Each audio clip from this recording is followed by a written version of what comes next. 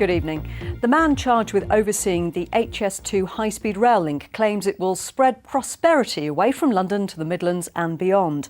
Sir David Higgins says Birmingham could be the venue for a new engineering college, which would create jobs and boost skills. But those living along the proposed route say prosperity for others will mean ruin for them. Giles Latcham reports. Yes, the tide's crucial, yeah. I think He's the Australian who delivered the 2012 Olympics. Next challenge for Sir David Higgins, delivering the £43 billion HS2.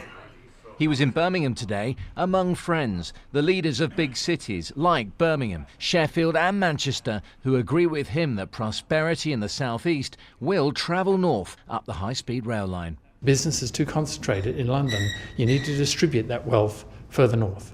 So when we have less than 40 minutes from Birmingham International through to York, those connections are going to transform how this not only relates to London, but it'll transform how the north talks to each other. The Japanese experience shows that cities actually can lose jobs when you improve services to and from a main city, in the case of Japan, Tokyo, in our case London. What it tends to do is exaggerate the importance of the main city. It makes it possible for people in the main city to pull businesses back to the main city and just send people out, just close down offices and close down facilities.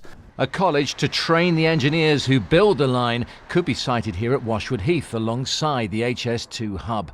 No decision yet, says Sir David, but Birmingham's leader says it's all to play for. Have a look at France and have a look at Germany and see what's happened when high-speed lines have been introduced there. You've got a network of high-speed lines in Germany and in France, and that's helped to balance the economies of those countries. It will happen here also in England.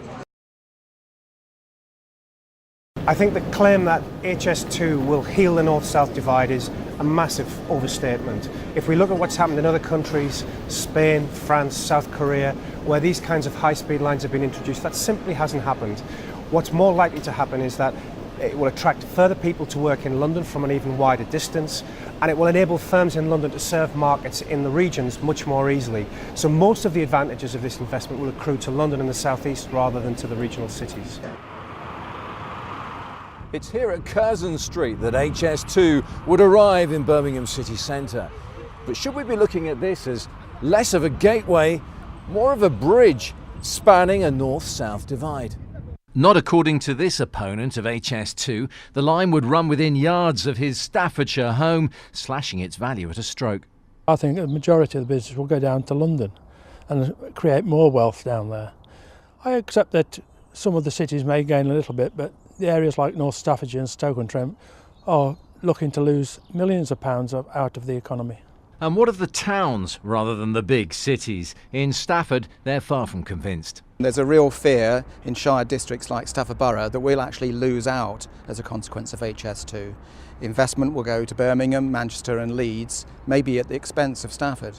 Those for and against remain as divided as ever. The bill to build HS2 has still to clear Parliament. With its Olympic background, Sir David Higgins understands this is a marathon, not a sprint. Giles Latcham, BBC Midlands Today, Birmingham.